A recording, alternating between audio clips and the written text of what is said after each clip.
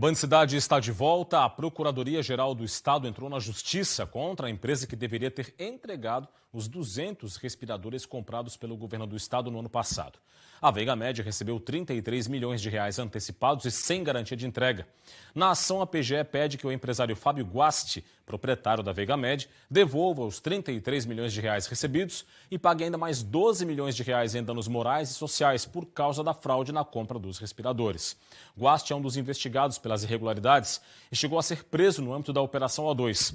Até agora, estão depositados em juízo 14 milhões de reais obtidos por meio de ações judiciais movidas pelo Estado e ainda outros 500 mil reais por meio de uma ação popular. Para falar deste assunto, Roberto Azevedo aqui no estúdio do Band Cidade comigo. Tudo bem, Roberto? Boa noite. Boa noite, Rodrigo. Boa noite a você que nos assiste. No meio dessa situação toda, menos de 2 dias do julgamento, que é sexta-feira agora, o pedido da PGE é relevante, não é? Muito relevante. Relevante, mas faz parte também a outra parte do concerto, né? Que não é concerto com S, é com C, aquele da sinfonia. Por quê? O que está se fazendo agora é uma pressão para evitar o julgamento. Isso a gente já sabe.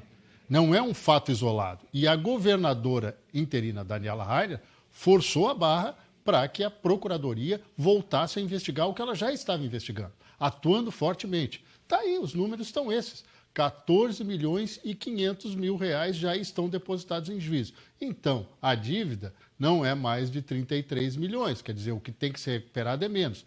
Mas faz bem ir para cima do seu Fábio Guasti, para essa turma toda que enrolou o estado de Santa Catarina. Isso é meritório. Você falou agora, Roberto, em pressão para adiamento de julgamento. Esse pedido feito pelo deputado Ivan Nats do PL para adiar no Tribunal de Justiça aqui do Estado faz parte dessa pressão? Claro, faz parte, tem a ver com o que a gente relatou ontem.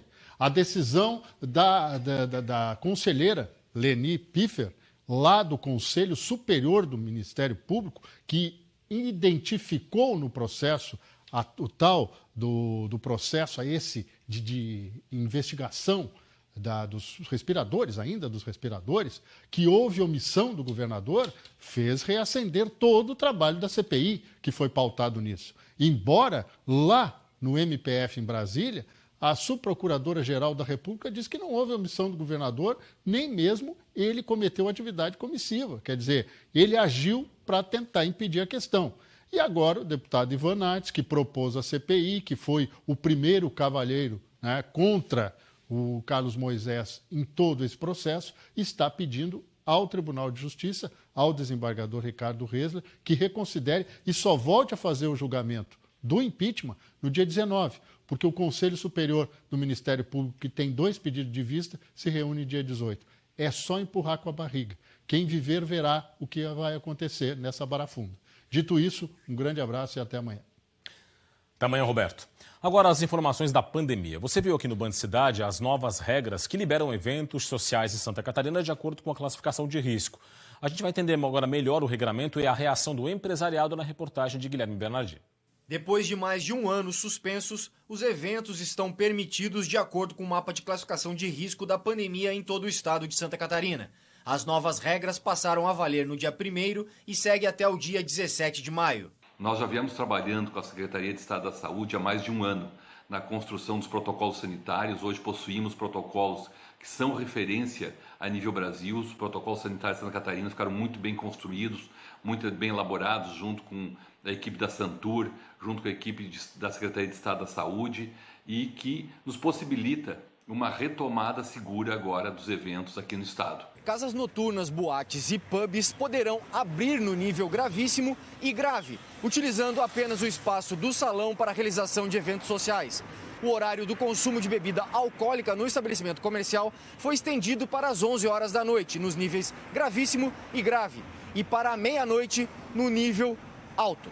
Para as regiões de risco gravíssimo, bares e restaurantes podem abrir das 6 horas da manhã às 11 da noite. As casas noturnas podem funcionar no mesmo horário, com ocupação de até 100 pessoas. Eventos sociais devem ser realizados, podendo ter até 80 convidados, e os eventos corporativos com capacidade de até 100 convidados. Para as regiões de risco grave, bares e restaurantes seguem com o mesmo horário de abertura e fechamento. Nas casas noturnas, a lotação passa para 150 pessoas. Nos eventos sociais, ocupação de até 100 pessoas e nos corporativos, a ocupação aumenta para 200 convidados.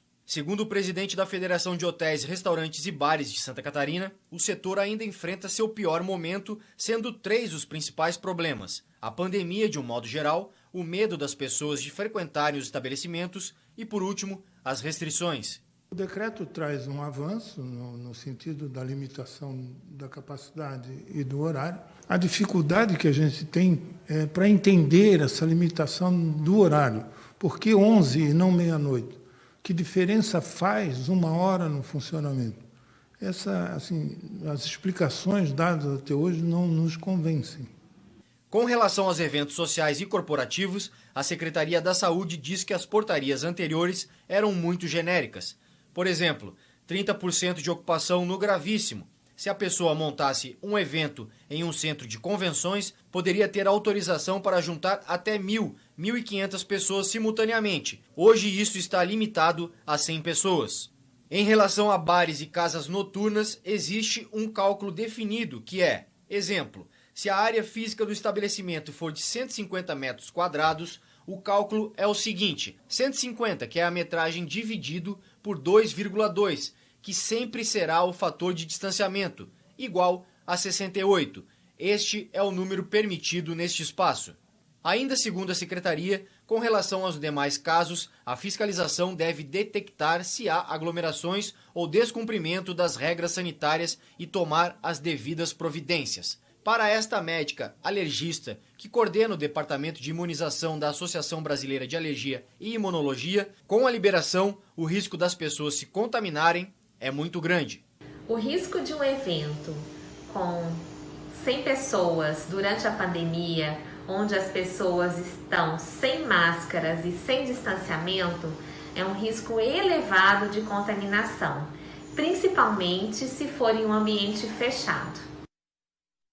A Prefeitura de Florianópolis quer pagar um auxílio emergencial para famílias que não possuem renda e nenhum tipo de outra ajuda. Pelo menos 3.000 famílias da cidade podem ser beneficiadas. O projeto de lei para a criação de um auxílio municipal emergencial deve ajudar moradores de Florianópolis que foram afetados pela pandemia e que não recebem Bolsa Família ou auxílio emergencial do governo federal. O objetivo é desembolsar cerca de 5 milhões de reais para ajudar 3.000 famílias. Serão 2 modalidades de apoio para famílias inscritas no CAD Único.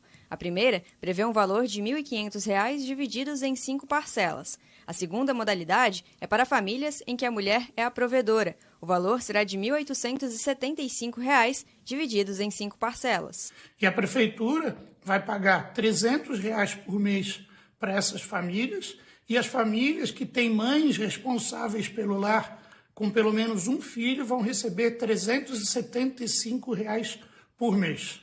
Isso vai permitir que muitos que estão sem nenhuma oportunidade possam tentar dar a volta por cima, ter uma condição mínima de sobrevivência. O projeto vai ser enviado para a Câmara de Vereadores e a expectativa é que ele seja aprovado em até 2 semanas. Após a aprovação do projeto, a lista dos beneficiários vai ser publicada no site da Prefeitura. Esse auxílio municipal emergencial virá de recursos próprios do município. De acordo com a Prefeitura, isso será possível porque o município está com as contas em dia e tem capacidade para honrar seus compromissos financeiros. Os repasses vão ser feitos pela Caixa Econômica Federal. E nas últimas 24 horas, 68 pessoas perderam a vida aqui em Santa Catarina, vítimas do coronavírus. Aqui no telão, os dados atualizados, chegou a 13.859 o total de catarinenses que perderam a vida para a Covid-19 desde o começo da pandemia. Foram 3.322 novos casos confirmados, portanto, chegou a praticamente 900 mil. 899.768 casos confirmados, com 866.711 pacientes recuperados da contaminação. Está aqui o dado também no telão do Band Cidade. E tem 19.198 casos em acompanhamento. 91,5% é a ocupação de leitos de UTI adulto no estado, 89 leitos vagos atualmente. O Meio-Oeste e a Serra são as regiões com menor disponibilidade de leitos, apenas um disponível. 28 pessoas estão na fila de UTI na fila por um leito de UTI, melhor dizendo, aqui no estado. A fila está zerada, o que é muito bom, no Grande Oeste, na Serra, na Foz do Rio Itajaí e na Grande Florianópolis.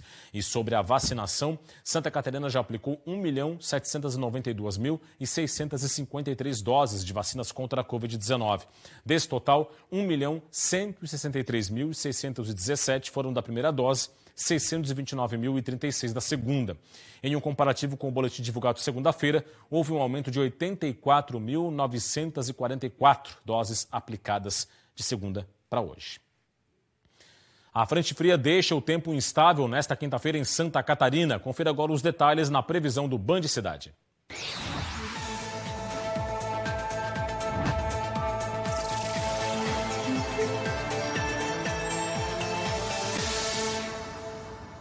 O dia vai ser instável, com chuva mal distribuída no estado, risco de temporais isolados na madrugada e início da manhã. No litoral, a chuva pode ser mais intensa. Ao longo da tarde e à noite, o tempo melhora no oeste e no sul do estado. As temperaturas variam um pouco durante o dia e entram em declínio acentuado à noite com a chegada de uma massa de ar frio.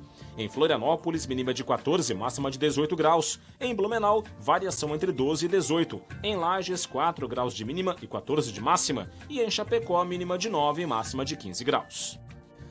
E daqui a pouquinho você confere o Jornal da Band com as principais informações do Brasil e do mundo. Agora é hora de saber os destaques da edição de hoje com a apresentadora Joana Treptow. Boa noite, Joana. Olá, muito boa noite. No Jornal da Band de hoje, vocês vão ver que durante a CPI da pandemia, o ex-ministro da Saúde, Nelson Teich, disse que não tinha autonomia e que foi pressionado a apoiar o uso da cloroquina. O presidente Jair Bolsonaro afirmou, insinuou, se perguntou, se o coronavírus seria uma criação da China para uma espécie de guerra química. Claro, ele recebeu muitas críticas por causa dessa declaração. E a gente também vai mostrar para vocês que algumas cidades já não têm mais doses de vacinas. As filas voltaram. Isso para a aplicação da segunda dose. Todos os detalhes a partir das 7h20 no Jornal da Band. No próximo bloco, o esporte com a confusão no Campeonato Catarinense. Ercílio Luz perde 3 pontos e vaga nas quartas de final do estadual vai para o Figueirense. As implicações da decisão de ontem da Justiça Desportiva você confere depois do intervalo. Eu volto já já.